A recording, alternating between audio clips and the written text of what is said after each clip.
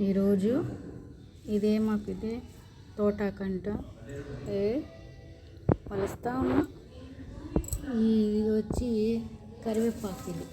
ఇది కరివేపాకు అంటారు, ఇది కొత్తిమీర అంటారు, ఇది వంకాయలు అంటారు, ఈ టమాటాలు అంటారు, ఇవి ఆకుకూర ఒలిచింది.